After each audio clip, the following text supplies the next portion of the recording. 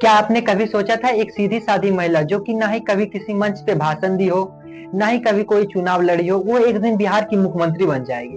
जी हाँ, ये कोई मूवी की स्क्रिप्ट नहीं है, ये सच्ची कहानी है राबड़ी देवी की।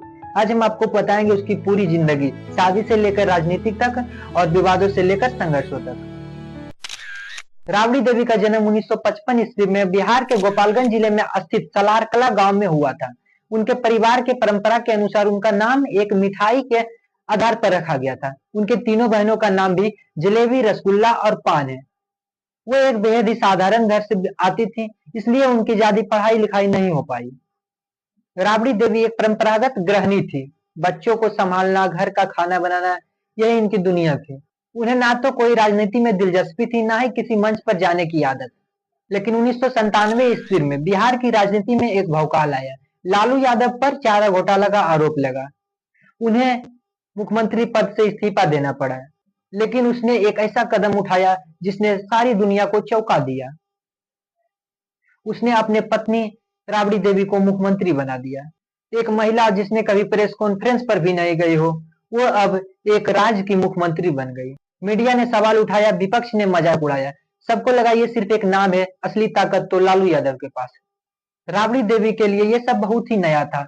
उसे ना ही कोई फाइल पढ़ना आता था, ना ही किसी अफसरों से बात करना। वो घबराती थी लेकिन सीखने लगी। धीरे धीरे उन्होंने सरकार को चलाना सीख लिया था। फैसले लेने लगी, मंत्रियों से सवाल करने लगी। वे 3 बार मुख्यमंत्री बनी, 1997 ईस्वी में, फिर 1999 में, फिर 2000 ईस्वी में। राबड़ी देवी के कार्यकाल में कई विवाद हुए। बिहार में लॉ एंड ऑर्डर खराब हो गई। कई लोग कहते हैं उनका शासन काल जंगल राज था, आपराधिक मामले बढ़ गए। विपक्ष हमेशा कहता रहा राबड़ी देवी तो सिर्फ नाम की सीएम है, असल में तो सरकार लालू यादव चला रहे हैं। लेकिन सच्चाई ये भी है, वो दिन पर दिन सशक्त होती गई। उन्होंने अपने फैसले खुद लेने शुरू कर लिए। राबड़ी देवी एक माँ भी थी, उनके 9 बच्चे थे। उन्होंने घर और राजनीति दोनों को एक साथ संभाला। तेजस्वी यादव और तेज प्रताप यादव आज भी उनकी राजनीतिक विरासत को आगे बढ़ा रहे हैं। हालांकि राबड़ी देवी ने बहुत बार कहा था कि हमने राजनीति में आने का कोई सपना नहीं देखा था, यह सब हालात की वजह से हुआ है। 2005 ईस्वी में फिर नीतीश जी की सरकार बनी। राबड़ी देवी सत्ता से बाहर हो गई। इसके बाद उन्होंने कई चुनाव लड़े, कई बार हारे, कई बार जीते। वो अभी भी राज्यसभा की सदस्य और राजनीति में सक्रिय है। अपने बेटे तेजस्वी यादव के लिए सलाहकार की भूमिका निभाती है। राबड़ी देवी को लोग अलग अलग नजर से देखती है। कुछ लोग उन्हें सिर्फ सीधी सादी महिला समझती है जो मजबूरी में राजनीति में आई थी। तो कुछ लोग कहते हैं उन्होंने बहुत कुछ सीखी और साबित की कि महिलाएं किसी भी रोल में खुद को साबित कर सकती है। और कुछ लोग इसे सिर्फ लालू की छाया मानते हैं।